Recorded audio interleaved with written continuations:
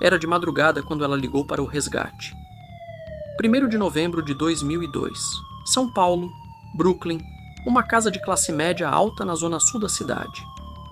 Suzanne von Richthofen, de 18 anos, ligou para a polícia pouco depois da meia-noite e disse que havia encontrado os pais mortos. Os vizinhos que chegaram antes do socorro viram uma filha em choque, chorando no portão, tremendo, sem conseguir organizar o próprio corpo diante do que tinha acabado de ver dentro da própria casa. A cena era real. O choro estava ali, a madrugada também, mas a história que aquela cena contava era falsa. Porque naquele caso o horror não tinha chegado de fora. Ele já estava dentro da casa, antes da sirene. Antes do portão abrir. Antes da ligação para o resgate. Antes mesmo da primeira mentira ser dita em voz alta. Este episódio não é sobre descontrole, não é sobre paixão cega, não é sobre uma jovem que perdeu a razão numa noite de outubro. É sobre planejamento, sobre repetição, sobre semanas de deterioração moral transformadas em operação. É sobre uma porta aberta com chave própria, de madrugada, por alguém que cresceu naquela casa. O caso Richthofen entrou para a história do crime brasileiro como a história de uma filha que participou da morte dos próprios pais. Essa frase já virou manchete, documentário, filme, série, debate de estúdio e espetáculo de opinião durante mais de 20 anos. Mas a sequência factual dos autos, dos depoimentos e da investigação revela uma história ainda mais gelada do que a versão popular do caso costuma contar. Não porque seja mais cinematográfica, mas porque é mais fria. O que assusta aqui não é apenas o parentesco entre vítimas e autora, é a mecânica, é a preparação. É o fato de que essa violência não apareceu como raio. Ela foi sendo admitida, sendo organizada, sendo trazida para perto, até deixar de parecer impossível. E é esse frio que o Noite de Crime vai percorrer hoje. Para entender o que aconteceu naquela casa, é preciso entender que tipo de casa era aquela. Não no sentido decorativo, no sentido moral.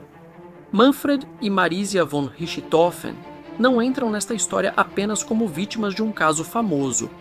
Eles entram como centro de uma estrutura doméstica muito clara, uma casa de exigência alta, de rotina, de disciplina, de expectativa e de projeto. Manfred tinha 52 anos. Engenheiro civil, homem descrito por pessoas próximas como metódico, direto, exigente e profundamente comprometido com a ideia de construir segurança por meio de trabalho, ordem e continuidade. Marisia tinha 49, médica. Nos relatos sobre a família aparece como figura central da casa, a pessoa que mantinha os fios em ordem, que acompanhava de perto, que mediava, cobrava e sustentava emocionalmente aquele núcleo. Juntos os dois tinham construído uma vida estável no Brooklyn. Tinham 2 filhos, Suzanne, a mais velha, e Andreas, que tinha 16 anos na época do crime.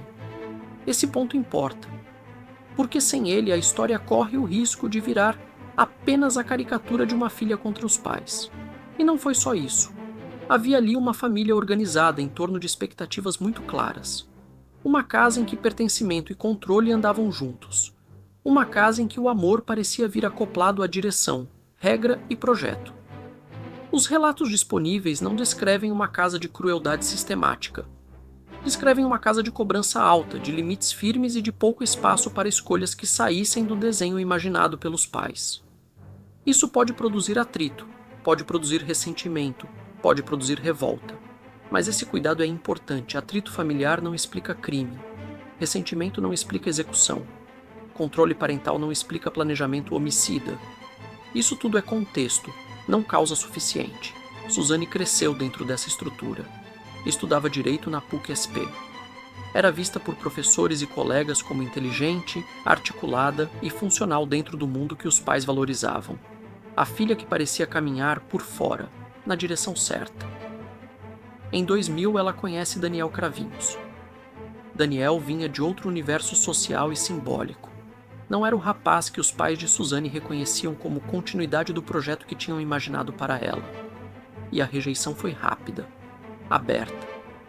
Não apenas por classe, embora a classe estivesse ali, mas também por incompatibilidade de horizonte, de comportamento, de destino esperado. A relação continuou, e foi aí que a casa começou a mudar de função.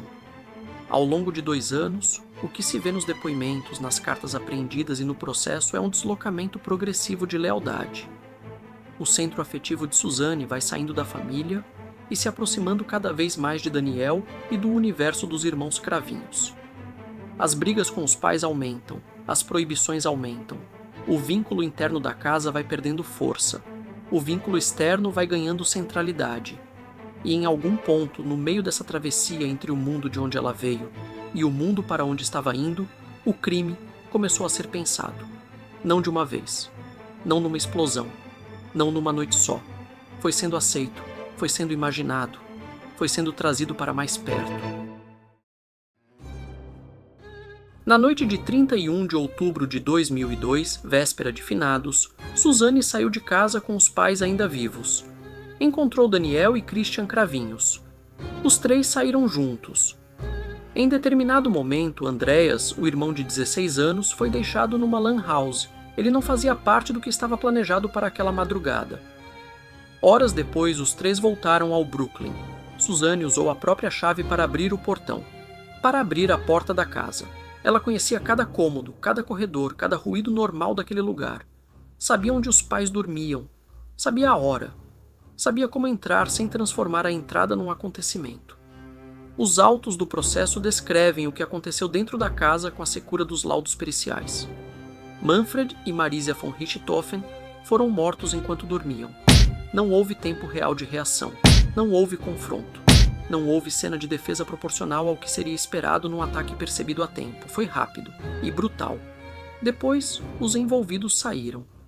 Suzane voltou mais tarde como parte da encenação construída para sustentar a história de que chegava à casa sem saber o que havia acontecido.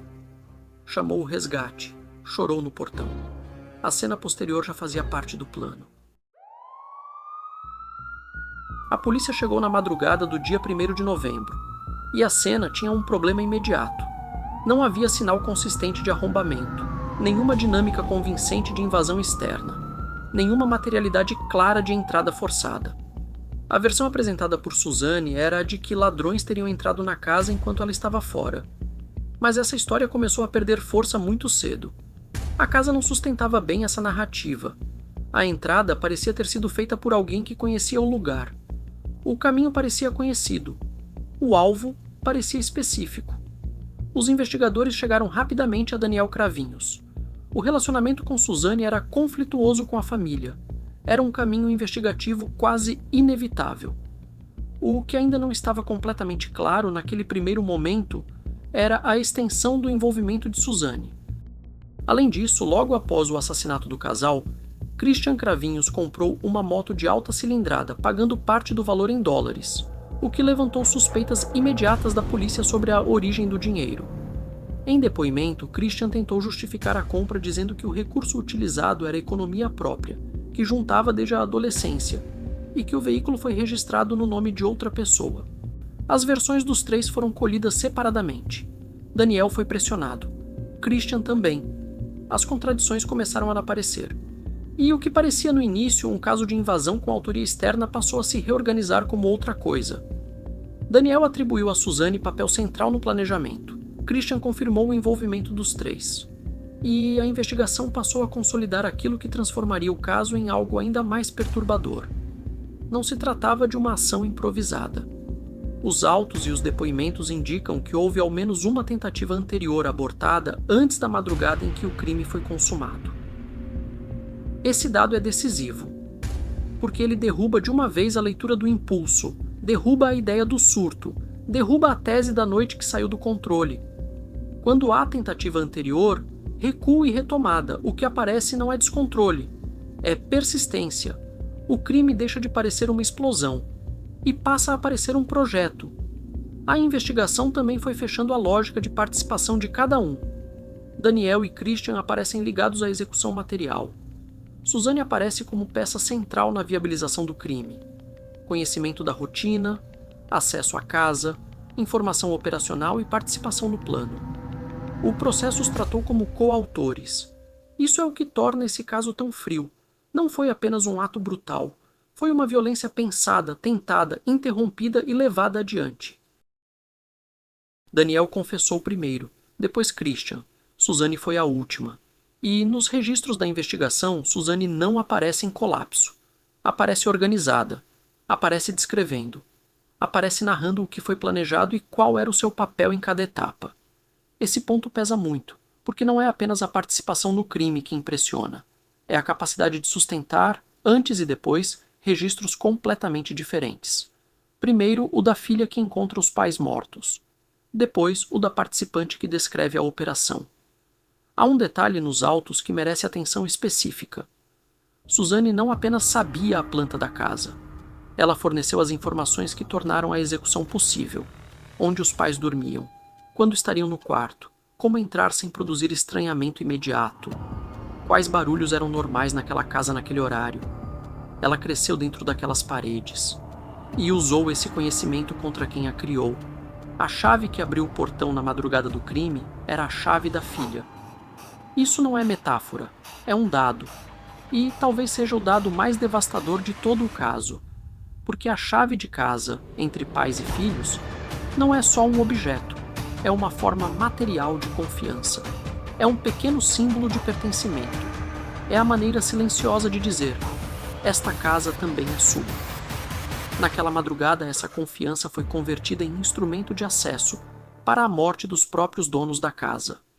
O julgamento de Suzane von Richthofen aconteceu em 2006 e se transformou num dos episódios mais acompanhados da história criminal brasileira. Havia cobertura intensa de imprensa, mobilização pública e uma curiosidade nacional que, em muitos momentos, já flertava com a espetacularização. O tribunal do júri condenou Suzane a 39 anos e 6 meses de reclusão. Daniel Cravinhos recebeu a mesma pena. Christian Cravinhos foi condenado a 38 anos e 6 meses. Nos anos seguintes, o caso continuou vivo em outra chave. Progressão de regime, decisões judiciais, novas manchetes, discussões públicas recorrentes. Como se o país nunca conseguisse realmente encerrar o assunto. Em 2023, depois de pouco mais de 20 anos presa, Suzane deixou a prisão ao progredir para o regime aberto. Do ponto de vista penal, o sistema fez o que está no seu alcance. Julgou, condenou, executou a pena. Aplicou as regras de progressão previstas pela própria lei. Mas o sistema não tem como responder à parte mais funda da história.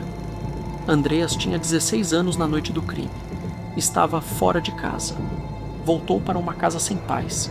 Cresceu carregando um sobrenome que o país inteiro aprendeu a associar a um caso criminal sem que ele tivesse escolhido nada disso. A pena organizada pelo Estado alcança os autores, mas a destruição irradiada por um crime como esse vai muito além da sentença.